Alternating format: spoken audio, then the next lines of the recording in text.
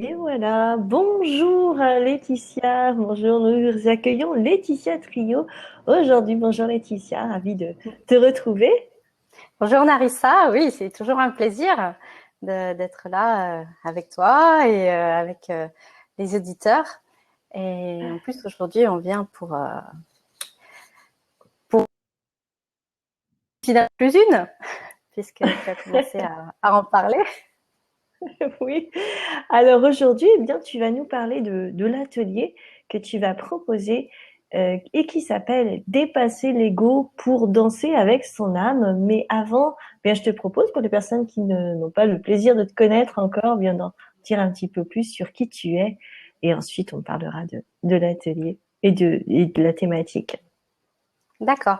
Donc, bon, je suis Laetitia Trio. Moi, je suis médium et guérisseuse.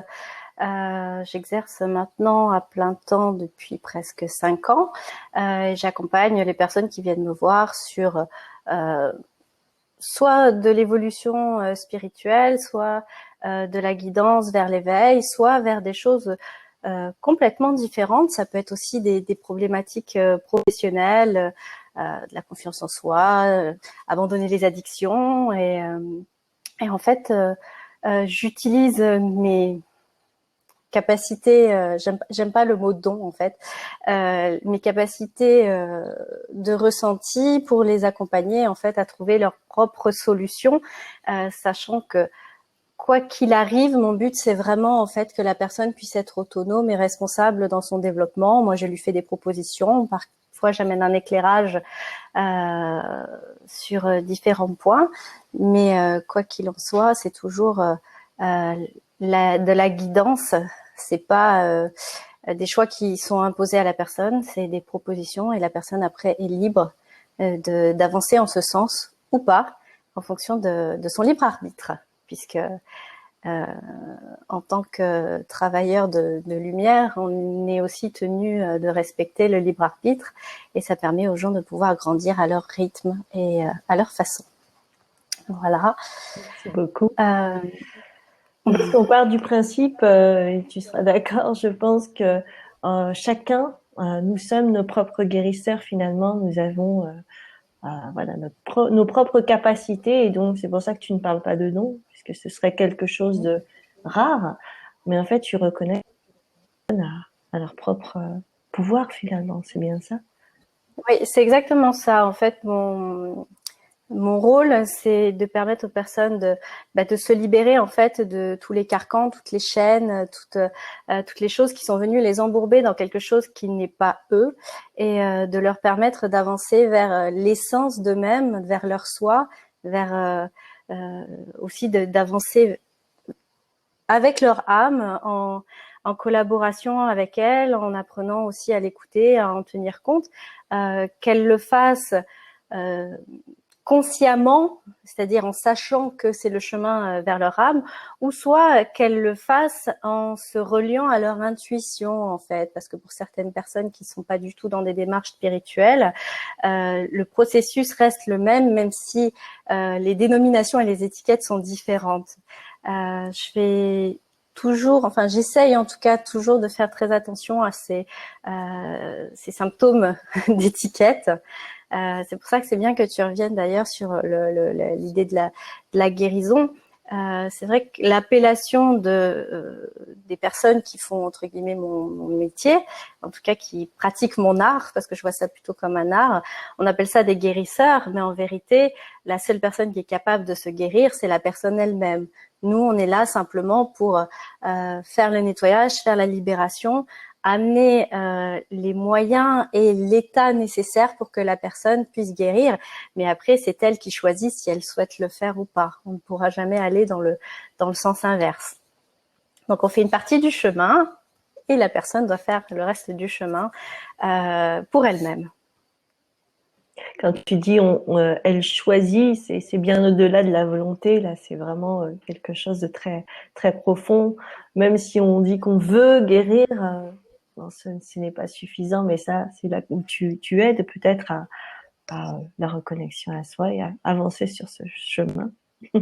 Oui, et puis il y a aussi euh, parfois la nécessité d'amener un message pour que la personne prenne conscience de ce qui fait qu'elle n'arrive pas à guérir, ou ce qui fait que dans son inconscient, dans son subconscient, il y a quelque chose qui, pour son bien, fait en sorte qu'elle ne puisse pas guérir. Parce que là, par exemple, ce qu'on appelle un bénéfice secondaire, si elle venait à guérir, ça va la couper de quelque chose. Il y a un bénéfice dont elle va se couper. Après, une fois qu'elle a pris conscience de ça, c'est à elle de choisir si elle préfère continuer à être, entre guillemets, malade et à garder son bénéfice secondaire, ou si elle préfère abandonner son bénéfice secondaire et avancer vers la guérison. C'est un choix. Mais c'est un vrai choix. Il y a des gens qui choisissent l'un ou l'autre. Mais ce qui est important, c'est de prendre conscience que c'est notre choix dans ce cas-là et que on a toutes les clés. Mais si on veut pas ouvrir la serrure, c'est OK aussi. C'est une expérience. Et justement, là, peut-être que certaines personnes sont, on va dire, un peu perturbées par ces propos, et c'est là où l'ego vient commencer à bavarder. Justement, comment qu'est-ce qui est important pour toi, pour cet atelier que tu vas nous proposer, pour cette thématique que tu nous proposes, c'est dépasser l'ego pour danser avec son âme. Qu'est-ce que... Alors, il y a plein de choses là-dedans. Alors au départ, c'est parti d'une discussion où j'étais en train d'échanger avec Cédric Dupuis et on parlait de plein de choses et notamment de discernement. Et d'ailleurs, on était en train de parler de l'âme et on est passé sur le discernement. Et en discutant, on s'est rendu compte qu'en fait, ce qu'on propose rarement, mais qui est une des clés essentielles, c'est ce travail sur justement le discernement. Notamment, par exemple, pour les personnes qui ont des capacités de clairaudience ou de clairvoyance, il y a des moments où on a des messages, ou même une personne lambda qui va avoir une intuition, quelque chose qui lui vient, de pouvoir travailler sur finalement ce message, de quelle part de nous-mêmes est-ce qu'elle provient. Parce que un même message peut venir de plein d'endroits différents, mais les principaux étant soit ça vient effectivement de notre ego qui est là pour mettre en avant notre identité personnelle de cette incarnation-ci, où lui n'a que ça, il n'a que cette incarnation-là. Donc, il y a ce côté où il va vouloir nous mettre en avant, nous donner de la valeur, nous montrer que les autres se trompent, qu'on est dans un combat, que toutes ces choses-là, et toutes les parties aussi où des fois les messages, ça va être des critiques, du oui, mais non, ça c'est pas fait pour toi, t'es trop nul, t'as pas le droit à ça, etc., etc. Et de pouvoir reconnaître en usant du discernement que ça c'est la part de l'ego et d'aller chercher finalement le pourquoi ça vient, pourquoi, alors comment ça se fait que l'ego amène ce message-là, qu'est-ce que l'on en fait, et apprendre à le reconnaître. Mais déjà pour ça, il faut être un peu plus son ego, parce que c'est tout comme c'est une part de soi, hein, tout comme l'âme. Simplement, on le connaît pas beaucoup. On en entend beaucoup parler à partir du moment où on est en recherche spirituelle, en tout cas en recherche de développement personnel.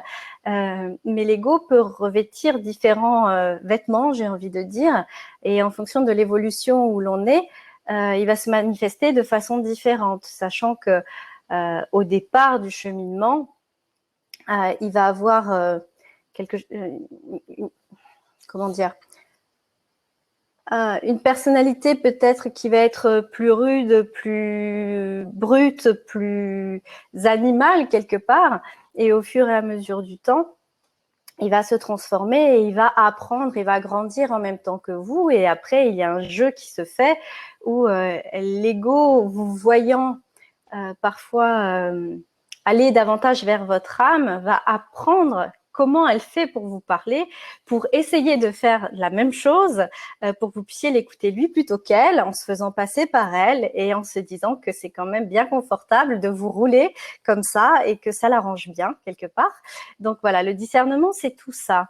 Et dans il y a ce couple donc ego-âme. Mais il y a aussi l'esprit qui reste présent et qui fait le cheminement aussi.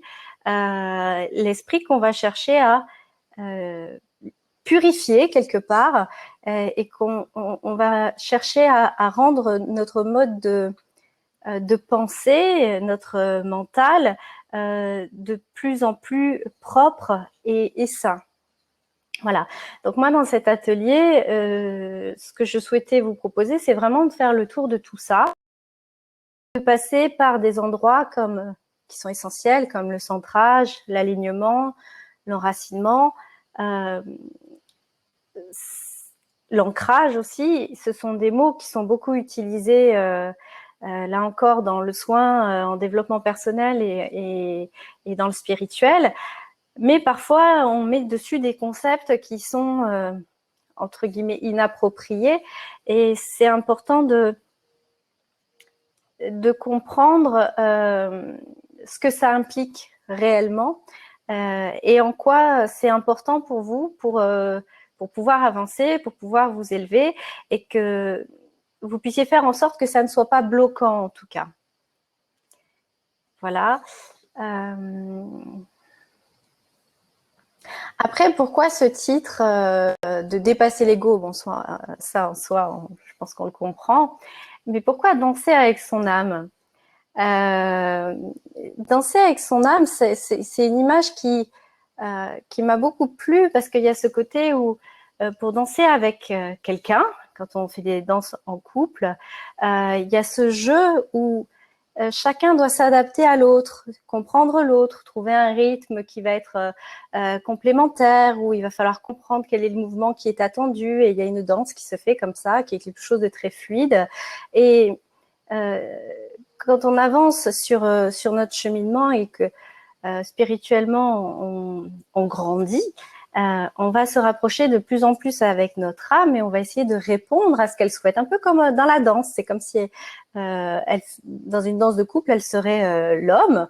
Donc elle initie le mouvement et la femme suit le mouvement pour essayer d'aller quelque part et de faire quelque chose de joli. Ça. Et on crée en fait un couple dans le mouvement qui va être idéal et qui va être en harmonie. Voilà, c'était vraiment dans cette image-là, sachant qu'en plus, l'âme est vraiment la partie créatrice qu'il y a chez nous, contrairement à l'ego et au mental qui, lui, recompose des choses avec de l'existant. Voilà, donc c'était aussi pour introduire cette idée-là. Et merci beaucoup, Laetitia, ça donne très envie et justement, je trouve que c'est vraiment très important pour les personnes qui sont sur le chemin de l'éveil et qui, voilà, c'est un peu contre-intuitif de vraiment se rapprocher de l'ego pour mieux le connaître, puisqu'on a plutôt tendance à rejeter l'ego, tout ce qui est mental, et on veut aller vraiment vers la lumière, mais c'est un petit peu on va dire, une tromperie de l'ego finalement, puisque vraiment ce qui est important, c'est vraiment de regarder plutôt que de rejeter pour réintégrer et puis, comme tu dis si joliment, danser avec. Oui, en fait, il y a cette partie de l'évolution où il faut comprendre qu'il n'y a pas de lutte en fait, il n'y a pas de combat, il y a juste voilà, quelque chose de fluide qu'il faut réussir à mettre en place où chacun va avoir sa partie. Il y a parfois à certains moments en fait de l'évolution en développement personnel ou dans le chemin spirituel où il faut dépasser l'ego, mais pour pouvoir le dépasser, il faut effectivement le connaître, comprendre comment il fonctionne. C'est un peu comme cet adage que j'ai entendu plusieurs fois où on dit sois proche de tes amis pour qu'ils te soutiennent, mais sois encore plus proche de tes amis pour apprendre à les connaître.